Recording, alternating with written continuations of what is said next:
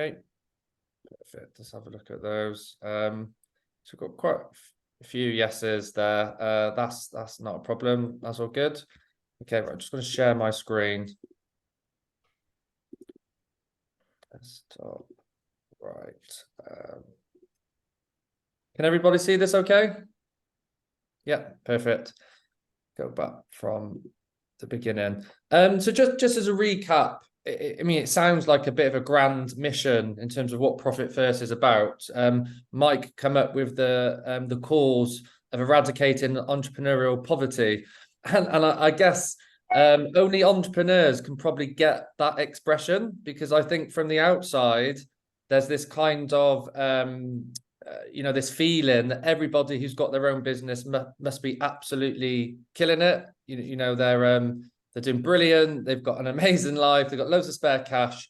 But the reality is that that's not actually the case for a lot of business owners. And Mike, it is all based off his own story. He had a lot of up and downs, and realized a lot of people kind of survive him. So that's the kind of mission behind Profit First, which I do passionately believe in, because I think a lot of people that start a business, they have a dream, they want to create a better life for themselves, for the family, and it can often get lost somewhere down the line.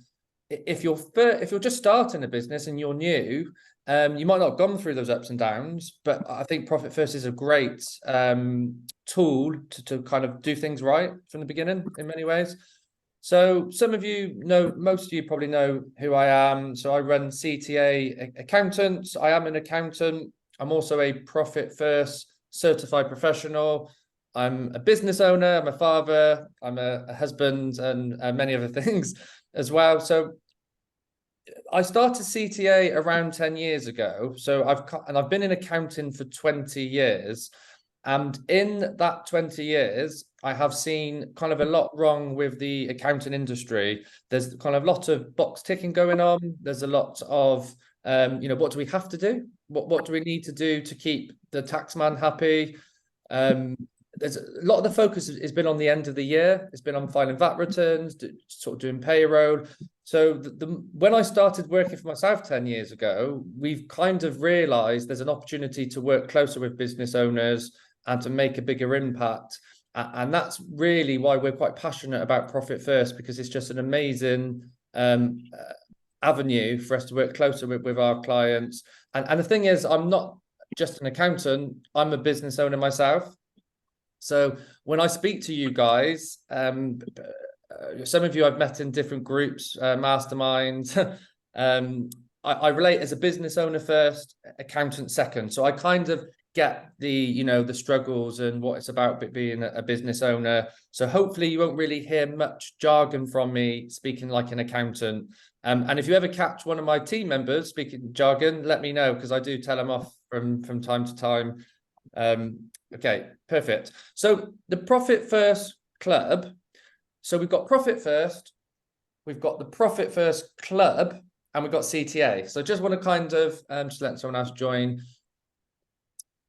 Okay, yeah, so I just want to draw the distinction between three. So CTA is my accounting firm, CTA Profit First Accountants. Some of you are clients, some of you are not. The Profit First Club is going to be a resource where we're mainly going to be sharing content around Profit First. We're going to help people, educate people, train people, provide lots of resources around Profit First, but it's going to be more than just Profit First. It's going to be kind of a business hub. We want it to be this living, breathing resource for people, just to where it can become useful, but it will definitely have a Profit First focus. But I'm up to feedback in terms of content that people want shared and for me to create.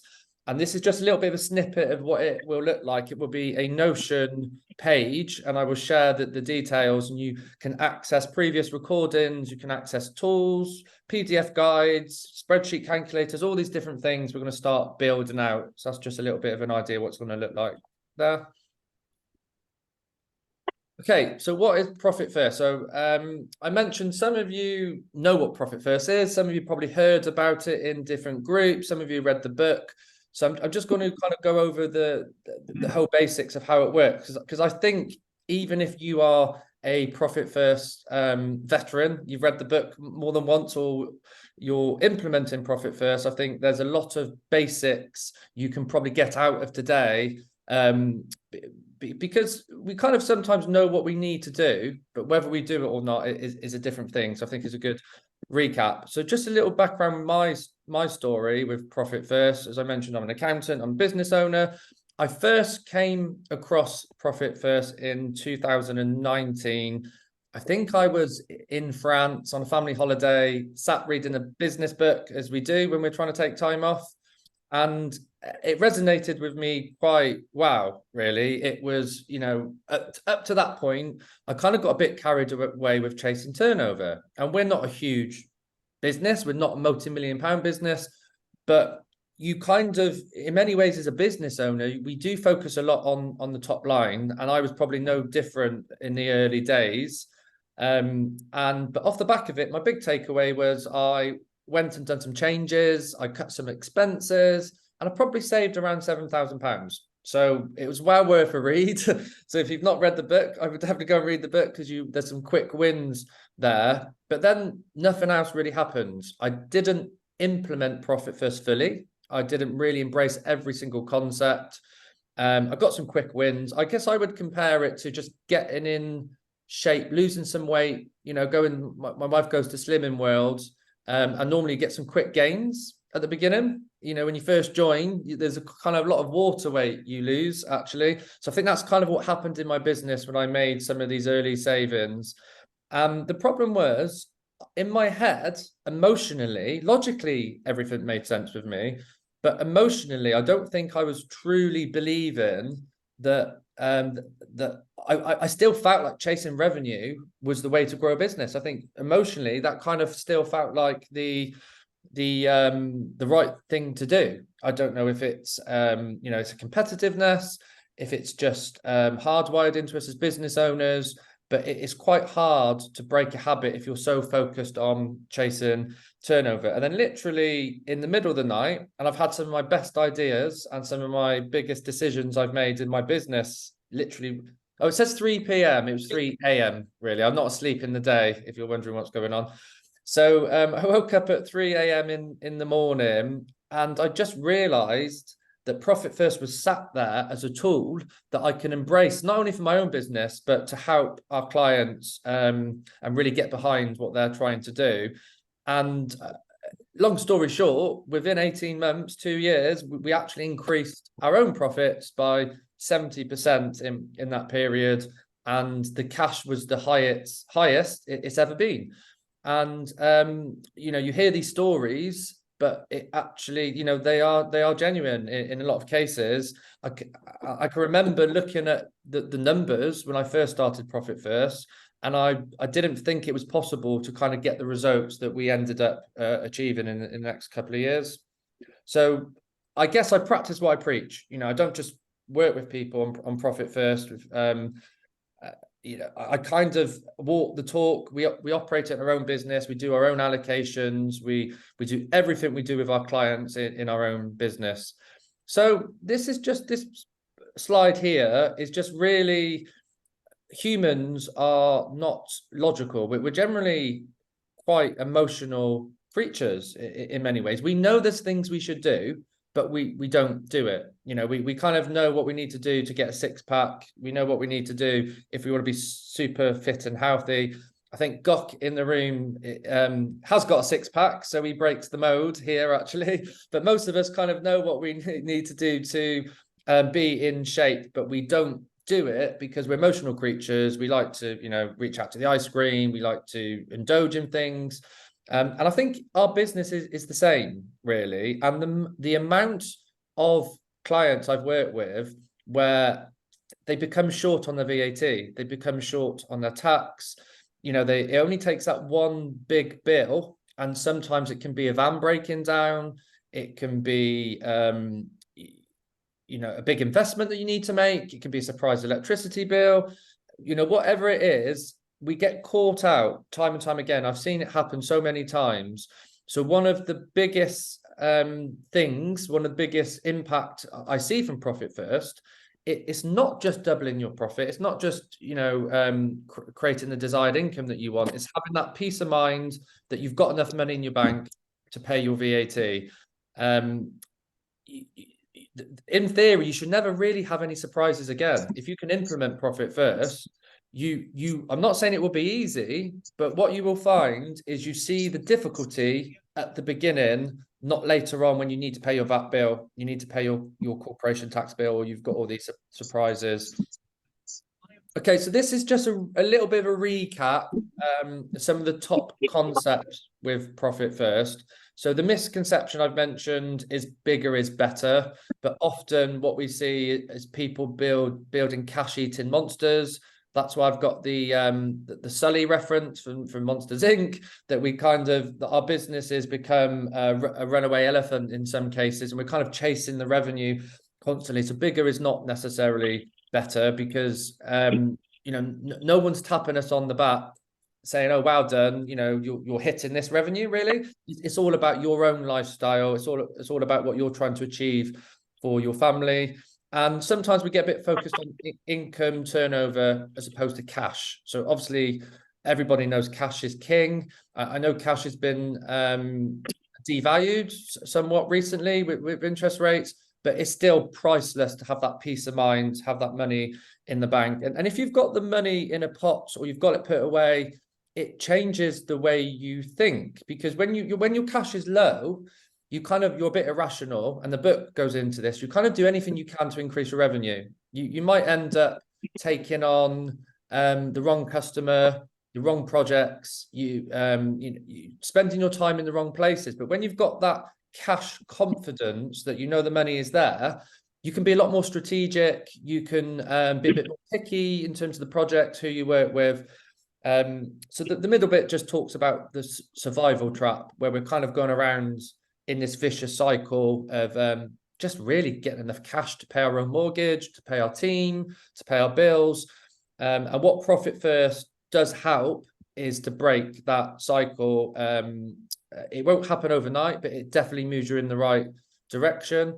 The right-hand side just talks about accounting formulas. I'm not going to go into the rules of, someone else is joining, not going to go into the rules of accounting, but traditional accounting teaches us that sales minus expenses equals profit. Obviously that makes complete sense, but as I said, we're emotional, not really logical creatures. The problem with expenses coming before profit is what comes first does matter. It is important. So what we're kind of saying is, we've got this pot of money, we're then going to spend out whatever needs to be spent out, and whatever we're left with at the end is the profit. And that's kind of what we use to enjoy as the business owner. So the idea with Profit First is, we think that formula is wrong. We think for smaller businesses, but even bigger businesses that are looking to scale, you need to focus on profit before you focus on expenses. And it doesn't mean we need to be naive to think that expenses is not important, but we need to make sure our business works on paper from a profit perspective first. Because what I find a lot of people do is they grow their revenue, they're not very conscious of their expenses. And when it's just you, that's fine. But the bigger you get and the more you kind of scale, it gets really difficult to kind of manage. And then you end up with a broken model. But if you can focus on profit first, you're actually more sustainable, you're more healthy, you're more conscious in terms of the decisions you make in your business. You're kind of forced to plan as you go along in many ways. Just talking about the emotional element, I've got a couple of examples. Mike Michalowicz would tell the story far better than me, but I'm sure you've all been in the situation where you're brushing your teeth, and if there's plenty of toothpaste, it's fine, it's all good. You don't really worry about how much toothpaste you're using. But if you get to what it looks like in the picture, you've hardly got any left, the first thing you probably do is you check to see, is there a spare tube, the toothpaste? If there's not, you end up getting quite creative, and you end up sort of making all these shapes, squeezing it, and doing all these things to get more toothpaste out of the tube. And we can use that analogy with that metaphor with profit first. If we think we've got all of this money, if we log into our bank account and we always see, I don't know, I'd make up a number, £20,000 in the bank, and your operating expenses are only 10K, you're going to feel flush. You're going to feel that you've got plenty of money, things are good. If, however, you logged into your bank account and you saw £2,000 as opposed to £20,000, you've got to get more creative. You've got to kind of squeeze and be more resourceful. So Parkinson's law says that the more supply there is, the more the demand is. So the more we've got available, the more we consume. And my example at the bottom is an all-you-can-eat buffet. So I don't know if any of you have been to, you probably have an all-you-can-eat restaurant. Zaza Bazaars in Bristol is quite a popular one, local to us. And I tend to eat probably 50% more, 60, probably even double more food if I've got an all-you-can-eat buffet in front of me. And that's kind of how we work with money. If we think our revenue's good, I've actually worked with some clients recently where they've had the best turnover month ever, but they're short on cash. So we kind of get a bit too obsessed with our revenue. So this slide really talks about cash accounting in terms of checking your bank. A lot of us kind of look at our bank and we make sure we've got enough money to pay our bills, we've got enough money to pay our wages, any big expenses are coming out, maybe our VAT bill, that sort of stuff. And that's what gives us peace of mind. What we don't tend to do as business owners, bear in mind, I'm an accountant, we don't spend hours and hours looking at our accounts. I mean, it's good to have an up-to-date financial information. It's good to have an up-to-date P&L, management accounts, balance sheet, but often those things are quite time-consuming to get them, fairly accurate. So as business owners, we tend to rely on our bank balance, and Profit First is a way of leveraging that human behavior to give you an idea of how your business is performing. So you can have an idea from your bank balance, all the different pots that you've got, how your business is performing without actually, drilling into your management accounts, without analyzing your cash flow statement and doing all these kind of more time consuming complex things. I'm not saying they're not important. Again, as an accountant, we do a lot of that stuff. But what I'm saying is it's not what should come first, in my opinion. I think you need something a lot sooner in the equation with your bank accounts, and then you can cross-reference it with your management accounts, and all the other stuff. But we need an instant snapshot, really, what's going on with our finances. I've just talked about that. What comes first matters, so that's why we want to take profit off first. Just on that note, really, I think a good example of this is, profit is really the good stuff in our business. It's what's healthy. It's what we're aiming for. It's what we started our business for, to provide for ourselves and our family. And if you think of how people eat food, so think of a Sunday roast, Christmas dinner, a lot of people, well, we all know vegetables are the best thing for us on that plate, generally. But most of us, actually I don't, but most humans tend to go for the meat and the roast potatoes first and leave the veg till the end. So I just think that's a good example of what comes first matters, because if everybody ate their veg first, they're going to eat more veg. So if we focus on our profit first, by default, we're going to focus on improving that in our business. So a few of the myths around profit first. I just made up the top one. There's a load of crap, but I have heard people with that reaction sometimes, that they kind of don't get it. And to be honest, this thought process comes from accountants a lot of the time. It comes from accountants that have not read the book, because they've done all this training. I've spent 10 years training to become an accountant, and then the years with my experience. So when somebody tells you there's a system and it sounds like you just put money into bank accounts, they kind of belittle it, and there's a defensiveness. A lot of that is just because they don't understand, or they're not emotionally connected to the philosophy. They've not necessarily read the book, or they don't get it. I hear people thinking it's just about cutting expenses. And I hear there's only so much expenses you can cut. And of course there is. And one of the quick wins from Profit First is to cut expenses, but it's way more than cutting expenses. There's a lot more going on in terms of the thought process, the habits. That's kind of a starting point in many ways. It's too simple. In my experience, sometimes the simple things can be the most powerful, the most impactful things you can do in your life, because they tend to be things you can stick to. If it's too complex, it doesn't work in a lot of cases. And one of our core values in our business is KISS, which is keep it simple, stupid. And I think it's a good reminder for all of us to sometimes think, where can we keep it simple? One of the things is, can you do it on a spreadsheet without moving money around? And that doesn't really work. So that's just a few of the myths. So right, getting into the nitty gritty of Profit First, just put a little bit more meat on the bones for people. So this is Profit First HQ's benchmarks in terms of what you should be aiming for in your business. So ignore the fact it's dollars at the top. So if we look at the first column on the left-hand side, we're saying if you're up to I don't know, about a £200,000 business for real revenue, and there is a distinction between real revenue and actual revenue. It's probably more of an advanced topic for today, but to give you a really quick example of where real revenue is different to normal revenue is if you buy and sell goods. So if you're £1 million turnover business, but £500,000 of that is just buying the goods, that's the cost, then really you're a £500,000 business in terms of the real revenue. Just give you a little bit of an idea where that comes from. So let's say you're in the first column. So there's 5 main accounts, which I want to talk about in a second. There's your income pot, which is really your real revenue here. There's your profit pot. There's your owner's pay. There's your tax, and there's your operating expenses. So the idea is, if you're in column 1, so a lot of people might be in this first column, particularly when they start with Profit First or they start growing a business.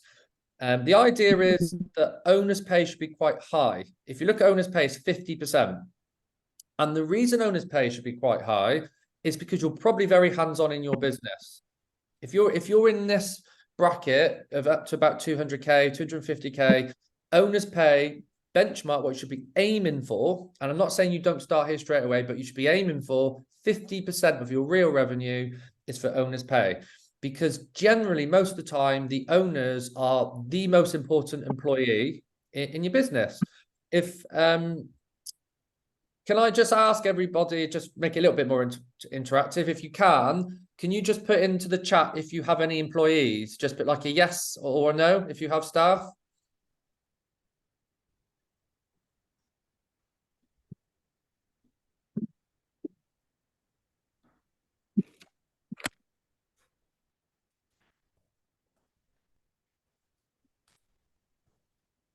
Yeah, okay, perfect. Right, so if I was to ask people with team members who is the best employee in your business, just have a think about that for a second. Who's if you're not employing anyone at the moment or it changes, just think of who your best employees have been in the past. Just have a think about that for a second, what your best employees look like, and just think how important and how valuable that they've been to your business. You've probably got someone in mind if you've employed someone. So the whole point of owner's pay is actually, I would say that they're probably not your best employee. Whoever you think is your best employee is probably not your best employee, because your best employee is probably everybody in this room. We are all the best employees in our own business. And I think this is quite, for me, it can be quite an emotional thing for a lot of people, because we kind of put a lot of focus and value on our team members. We want them to be happy. We want to pay them well. We want them to enjoy where they're working. But if we take a step out of ourselves and think of ourselves as an employee in our own business, it gives you a bit of insight into what we've got to go through, the hours we work, the effort we put in. So that's why owner's pay should be quite high, because genuinely you are probably putting in more time, more effort than anybody else in your business. And as we move to the right hand side, so we've got 250 to 500K and so on. The idea is owner's pay goes down. And the reason owner's pay goes down is because you're probably less involved in your business. As you have a bigger team, as you're scaling, owner's pay, you're probably not working in the same capacity as you scale, and your profit actually goes up. So profit in this context is not profit in accounting terms. If you're looking at this thinking 5% profit, that's terrible, that's ridiculous. That's because it's not actual accounting profit. It's money that you can afford to spare above and beyond paying yourself. And to be honest, for most business owners, that's nothing. In my experience, most business owners cannot afford to pay themselves, pay their operating expenses, pay their tax, and have something spare. So with Profit First, what we're saying is you have two roles in your business. You are an owner, and you're an employee, but you're also a shareholder in your own business. And if you had shares in Sainsbury's, Tesco's, or something like that, you're going to receive money for free, and they're going to send you a dividend probably every 3 to 6 months, maybe 9 months, and you do not need to do any work for that money. That's kind of you as an investor. So what we're saying with Profit First is, yes, you should pay yourself every month or every 2 weeks, whatever makes sense for you as an employee, but you should also reward yourself as a shareholder in your business. And we want to start small, but we want to work towards 5%. And the idea behind that is you've got a little bonus to kind of above and beyond, really, to reward yourself. Tax is 15%. That's probably quite high for a lot of people. But the idea is we can work towards 15% because we never want to be caught out, and no one wants a surprise tax bill. And that covers your personal tax and your business tax. So I won't spend more time on here. I just want to give you a visual idea in terms of the benchmarks. The point I will make is, if you are self-implementing Profit First, because I know some people, are just doing it themselves, I wouldn't start with these percentages. It's a bit like someone who's not been to the gym and you want to work out 7 days a week, do 2-hour workouts, and you want to have the best diet in the world, look like Arnie. It's not going to happen overnight. So because your business is probably a long way off these percentages if you're starting on Profit First. Typical for a lot of people starting, I see, is actually around 80 to 85% operating expenses, and then everything else is owner's pay, and then the tax money they don't necessarily have put aside. So they probably end up taking it out of their own wages sort of over time. But this is definitely where you want to be heading, but I'll share more on that later on. This is an example of a profit leak, I call it. So this is kind of the benchmark in terms of where a business was on the left-hand side. So this particular business had £293,000 worth of revenue, and they had no profit set aside in the year. They had owner's pay of £43,000. They had no money set aside for tax. Everything else was operating expenses.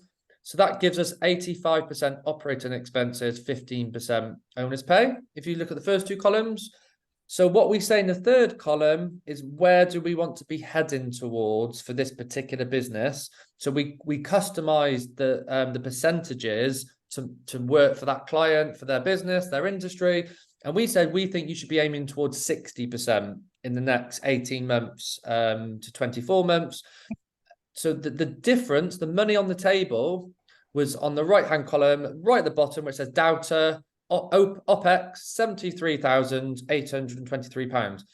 So I don't know about you guys. Some of you I've done this exercise with, but if I said to you, we think there's nearly 74K on the table in your business in terms of where you should, if you could do everything you should be doing, if you could be optimized, resourceful, efficient, charging the right amount, everything, doing all the right stuff, how does it make you feel? I've done it in my business, and I guess I felt a little bit pissed off, if I'm honest, how much money was on the table. But the being frustrated then turned into excitement, because I was like, oh right, so actually I don't need to increase the revenue in my business to unlock this. I just need to change my model, change my thinking, change how I'm running my business over time. And it's not going to happen overnight, but it's a process. Here's a nice visual indicator of this business, where they are, where maybe we think they should be. On the left-hand side, everything that's grey is operating expenses on the left-hand side, and all the other segments, so the greeny teal segment, is owner's pay. On the right-hand side, this is what we want to move towards. We want to shrink the operating expenses, and we want to carve out enough money so all the other colors, the pink, the teal, the light gray, that benefits the business owner. So we want to increase the share of the pie for the business owner through through owner's pay, through tax, and through profit.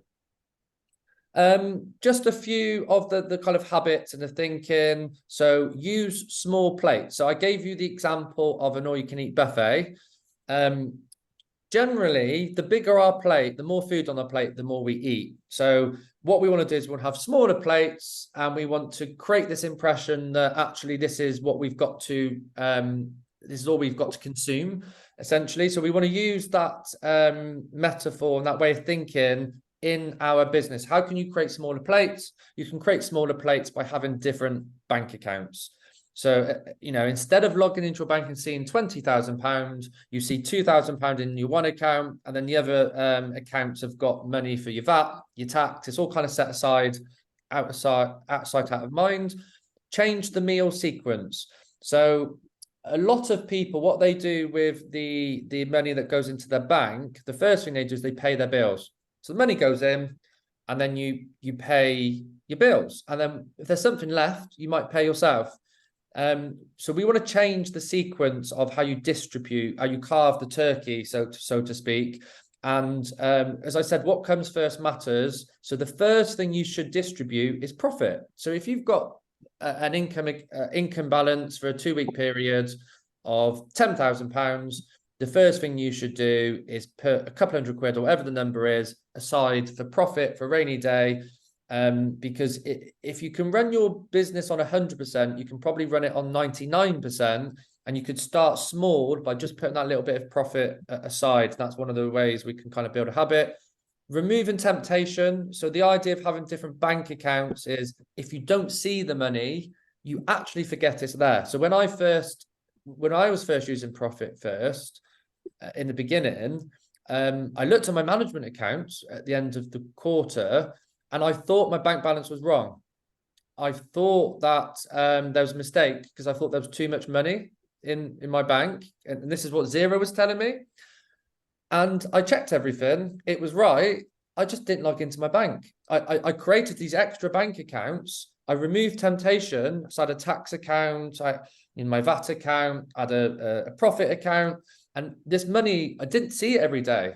I didn't see it every week. So I actually didn't really miss it. So at the end of the quarter, I built up more cash than I've built up previously in my business. And the final point is rhythm. Some of you who are implementing Profit First might be doing your allocations every 2 weeks. Every week works. It depends what works for you, really. I've seen some people do it daily. So the rhythm of the allocations is basically letting your income account fill up. So whatever you all do different things for a living. So you get paid from your customers. That's what we've all probably got in common. We get paid from our customers. And the idea is you have an income account. The money fills up in that income account. You don't spend it. You don't touch it for a week or two. It might be daily, but ideally it's a week or two we can move towards. You don't touch it. At the end of the week, at the end of the 2 weeks, you then carve the turkey and you distribute the money into your different pots. So that's the kind of rhythm that we want to get in. It's very difficult at the beginning if you've not implemented Profit First, because it's very hard to change the habit of what's happening with the cash. Some of you might be thinking my business is very up and down. It's very seasonal. And there will be a way to deal with that. It's a challenge, but there's still a way to deal with that in Profit First as well. So this is a nice visual of the different accounts in Profit First. I'm conscious I've been rambling for a long time, so just going to ask if anyone's got any questions, I guess, at this stage. So if anyone's got any questions, do you want to just put your hand up? And yeah, is that Gok? Yeah, I'll just unmute you. Hi, Gok. Hi, Stephen. Hi, everybody. You know, the one of the charts you showed, I think 2 slides before, you were showing the percentages of each expenses, what it should be. Yeah. This one, I think, yes. So where is the cost of sales here? So the cost of sales comes before we get to real revenue. So if you had and also, so it's kind of like, you know, like gross profit. So real revenue is in many ways like gross profit. So you actually take off the cost of sales first. There is a little bit of a distinction though, Gok. If you've got salaried employees, subcontractors, and you treat them as cost of sales in your business, and I do the same in my business with my accounting team members, they come up, it's before I get to gross profit, they're a cost of sale. We don't include them as a cost of sale in profit first. In profit first, if we're actually paying someone every month, we actually treat them as part of our operating expenses. Okay. Okay, so it's just a distinction that probably makes a big difference in terms of your numbers, I would imagine. So what is the cost of sales then? You don't have any? So it would basically be physical goods. So if you're a builder, it would be materials. It's all the normal cost of sales, but just not regular staff, basically. So anything that would normally be cost of sale. So if you're buying and selling things, you would also actually include genuine subcontractors. So not legal, not by the legal definition, but by the definition that they're not regular. If you're paying somebody every single month and it's a fairly established amount, they would not be a subcontractor in Profit First's world because they're kind of part of your payroll, if you know what I mean. You're paying them every month. If, however, let's say we had a builder client and they brought in an electrician every 6 months to work on a project, that would be a subcontractor and that would be a cost of sale in this. So basically any normal cost of sales, but you don't include regular subcontractors and regular staff. Yeah. Okay, thank you. Okay. Any other questions? No. Okay. Right. So. Hi, Stephen. Sorry, I had a wee question. I don't know if my hand came up or not. It's Oh, sorry, India. I missed it. Yeah, carry on. All right. No worries. Just a quick question. You know, I really like the concept about the directors having, you know, their salary and then also having like a share, you know, from the business. So would you pay the director's monthly salary from like a director's pay pot, or would you pay it from an operating expenses like the wages pot? So hi Barty, is it Hi. Yeah. So you would pay the owner's pay not from the operating expenses pot. You would pay it as a separate pot for the owner. It wouldn't be part of your normal operating expenses. I think it's a really good question. It's a really interesting concept because if we're treating the owner as an employee, I get the case to potentially treat it as an operating expense, but with Profit First we separate it because it's still benefiting the owner, so we do separate that. Yeah, so hopefully that answers the question.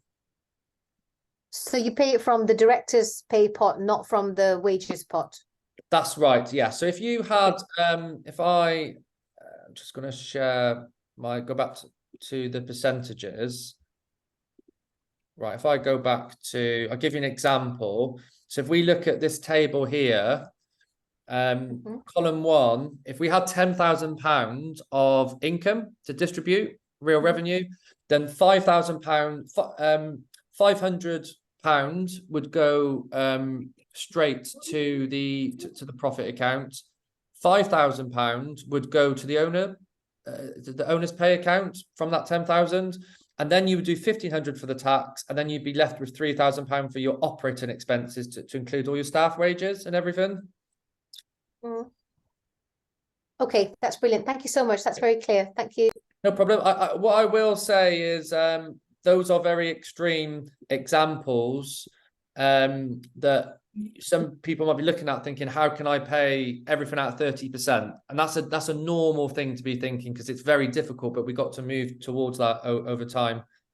Thanks, Barty. Adam, you've got a question? Yeah, hi Stephen. So yeah, my question's quite simple. I've just I'm in the process of trying out different banks, online business banks, and I've just opened an account with Starling last week, and I noticed they have a nice feature where you can kind of split your money into different pots, but they're all part of the same account. I'm just wondering, because I remember one of the things I only read like the first sort of 2-3 chapters of Profit First, but I remember one of the things you said is like you want to make it a little bit difficult to access some of these accounts. So I'm just wondering if you've got experience or any of your clients use Starling, and if you think it's worth actually setting up different accounts, even in different, with different banks, some making it a bit more difficult to access that money that you're putting away. Yeah. Interested in your thoughts on that. Yeah, okay. What I'm going to do, because I've got a slide on this, I'm just going to jump ahead and we'll come back, because it's good to cover it naturally if it comes up, because it's not that far ahead anyway.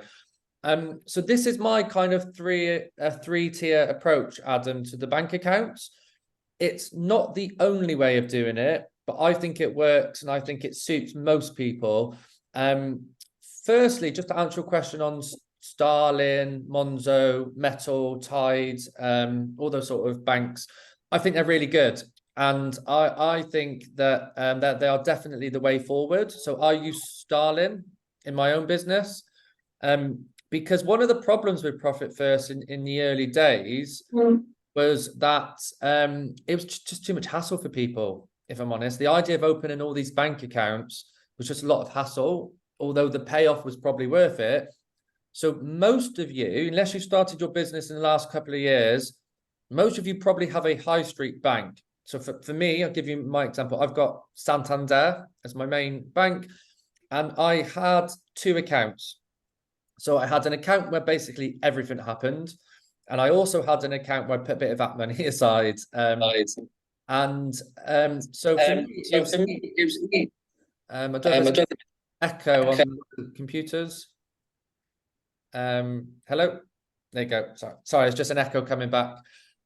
So for me, what I did was I changed my main account in Santander, which had everything going on.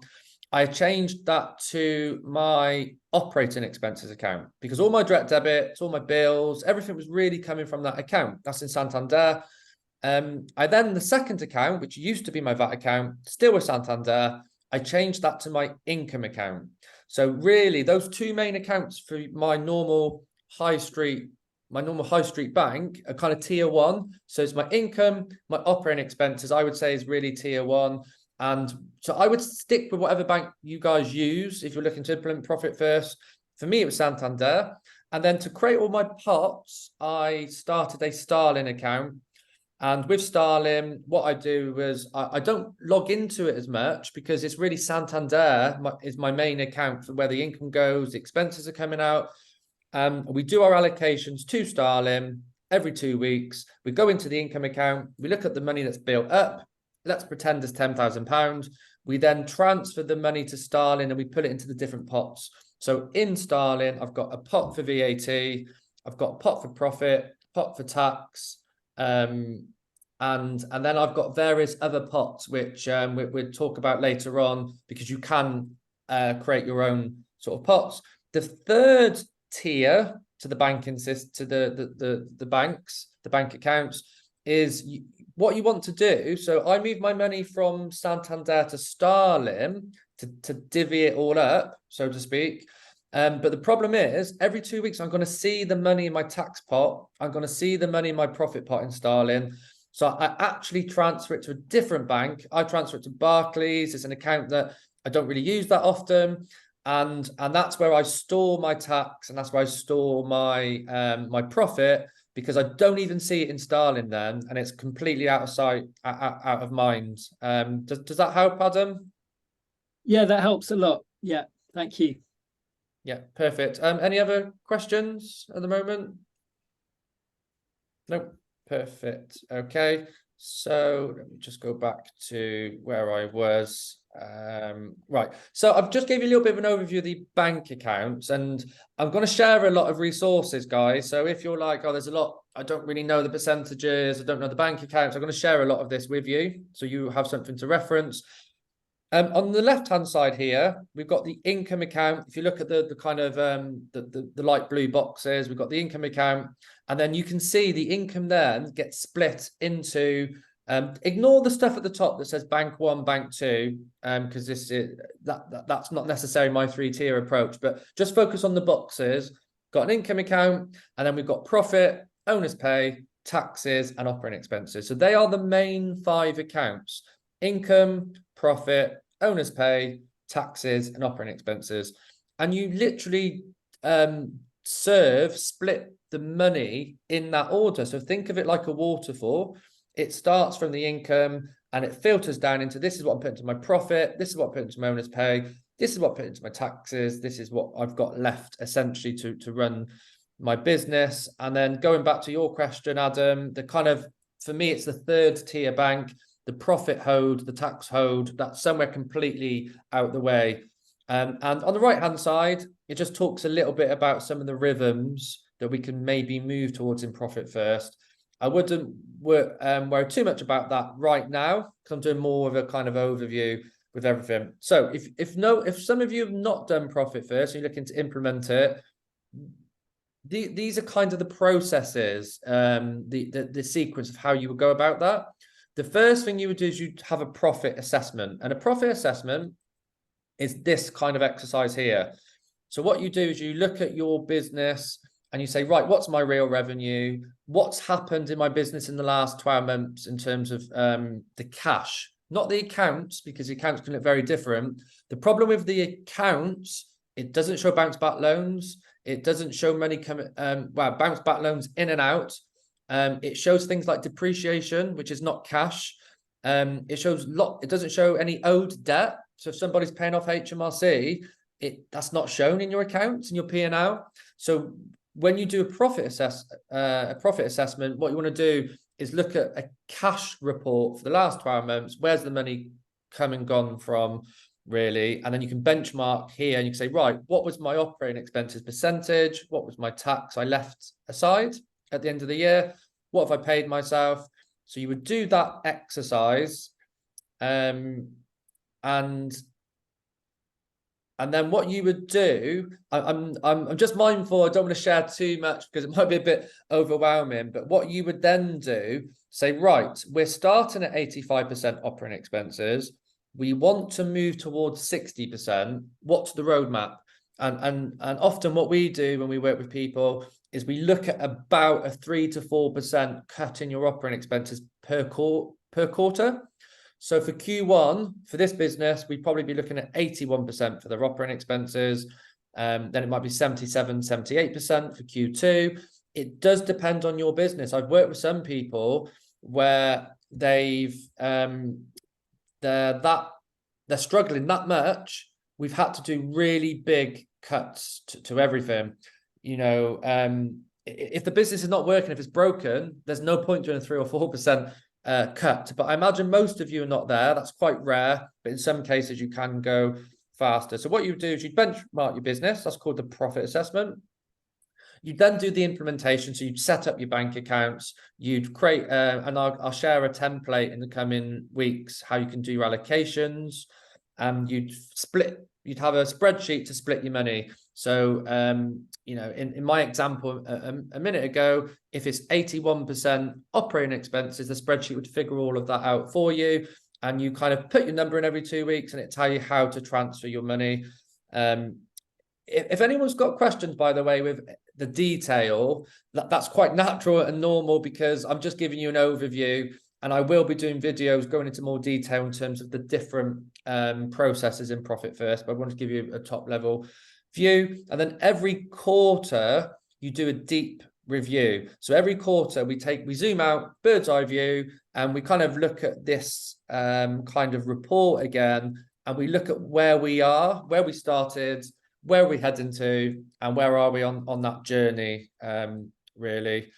And then it's building the rhythm, it's building the habits, it's I did work with one client in particular who had a very big business. They were multi-million pound revenue actually, and they were growing an e-commerce brand, and they never made a profit. They've never made a profit ever because they've relied on funding, crowdfunding, investment, that sort of thing. But they wanted to be self-sustainable. They want to kind of pay their way. They want to be profitable. So we worked with them with Profit First, and in the first quarter, they made the first profit they've ever made in 7 years. And that was amazing. I was so excited. I was quite chuffed with the impact it's had. But then they thought that actually they get Profit First, and they didn't want to work with us anymore. And we don't need to work with everyone. But the problem is they didn't keep up with this kind of process. They didn't do the quarterly review. They didn't keep the habit. They weren't doing the allocations. So I guess it's a little bit like a gym membership. It's, some people are self-motivated. They can just go to the gym. They've got access to the equipment. They can do everything they need to do, create their own nutrition plan. Some people need a personal trainer, but I just wanted to share the kind of top level approach. I think most of you probably know about CTA, so I'm not really going to talk much about ourselves. More than happy if anyone wants to reach out with any questions, I can share some details about CTA. In terms of the ecosystem, where do we think Profit First fits into the bigger picture? I'm very passionate. So Profit First is get rid of entrepreneurial poverty. My mission is actually to free people up from their businesses. So that's why I call it the Entrepreneurial Freedom System. I'm not going to talk about that today, but I wanted to share how it fits in. So really, finance and profitability, step 8, is all about making your business sustainable, having enough, being on top of your finances, being on top of your cash, having enough profit to basically be able to sack yourself from your business. So Profit First will help you. If your end game is to have a business that gives you more freedom to run without you, Profit First is definitely a very important part of that process.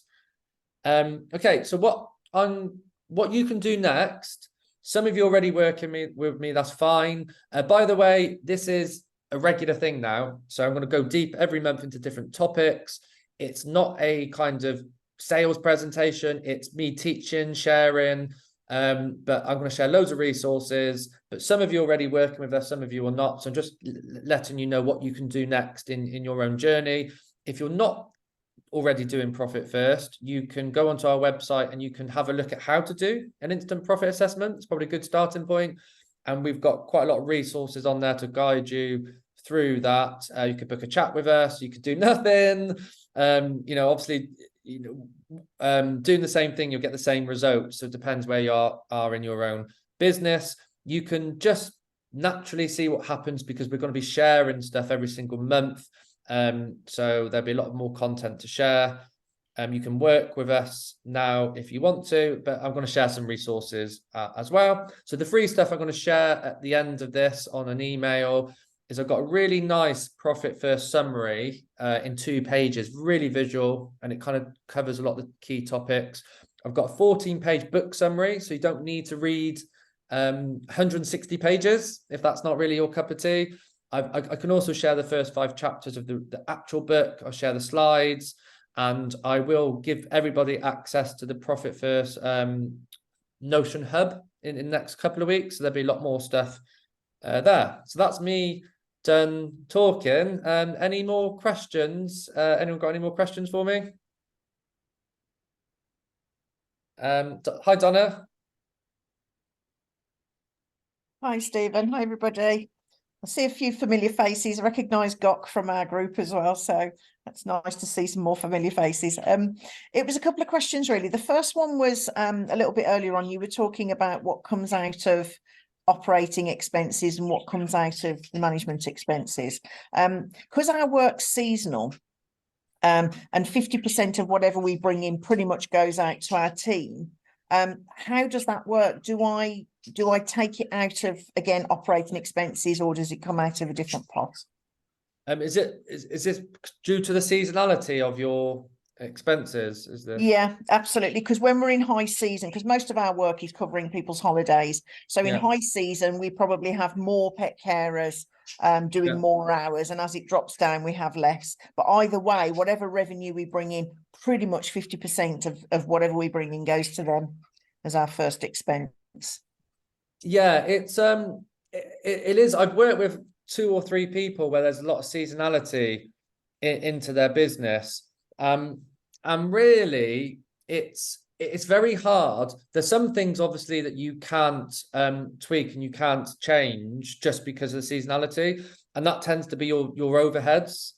Obviously when you've got high seasons, your overheads probably feel a little bit less of a proportion, you know, when you've got your good months and your good quarter, but they're going to seem really high when the revenue's lower.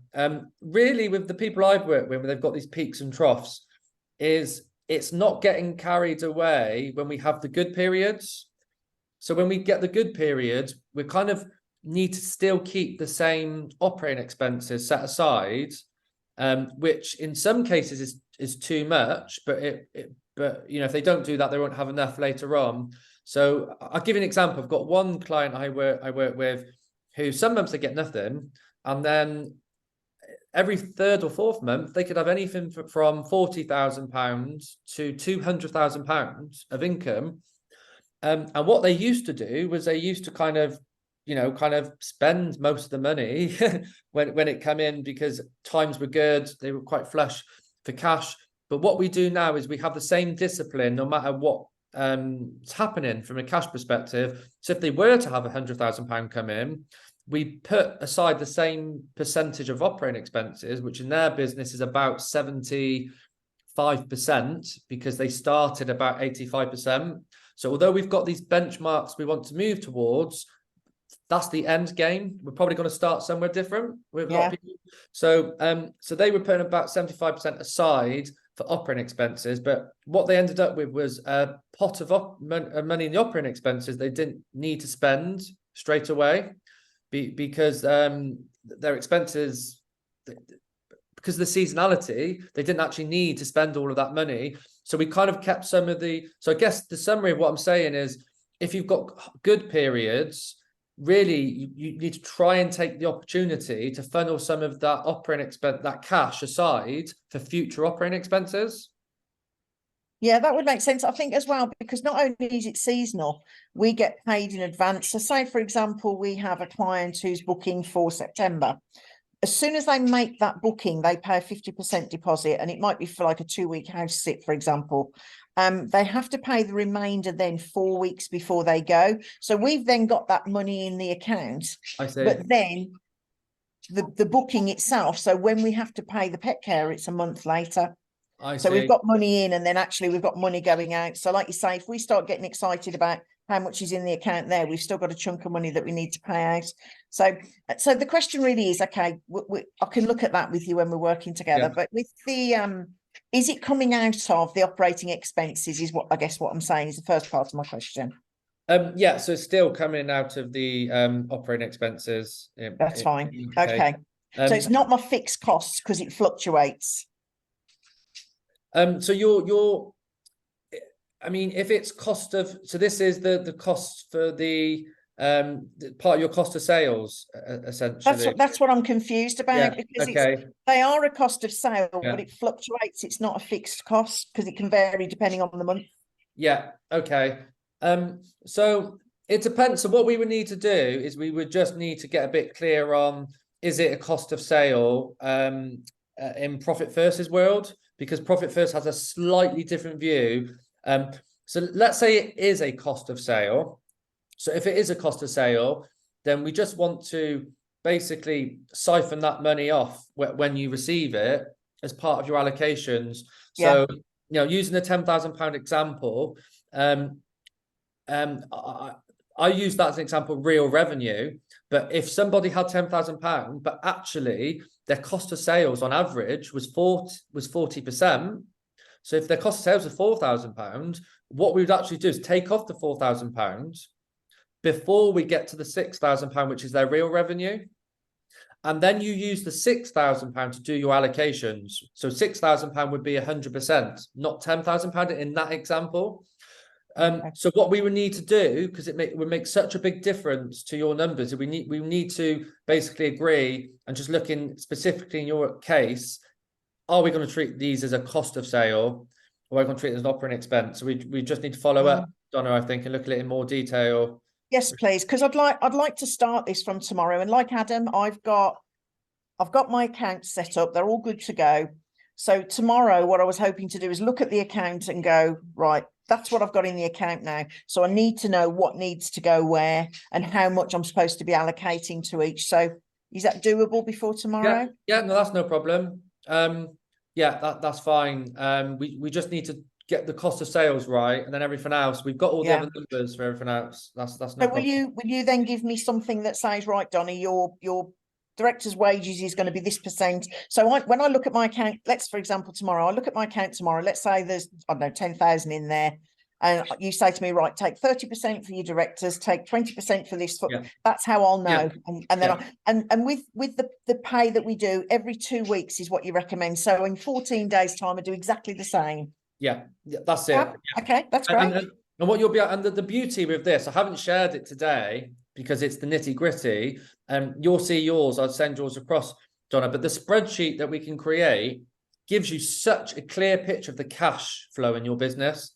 You know, looking back at it, it's priceless for me, because you can't get that from Xero. You can't get it from Sage, QuickBooks. It's so hard to know what happened with your cash.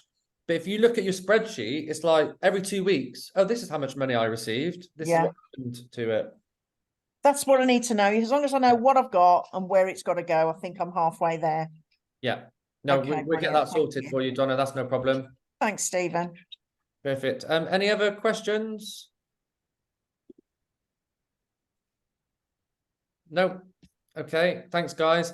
So I've got quite a lot of free stuff, resources to share. So I'll send that all across on an email. But if anyone's got any questions, just feel free to reach out. So I'm going to save a recording of this, and all the future recordings are going to go into the hub every single month. So if you don't make these things live, or you've got any questions, you can always reach out in between. But we'll share a lot of the resources in one space for everybody to access. Okay, brilliant. Thanks, guys. Thank you. Perfect. Thank you. See ya. Thank you, Stephen. Bye.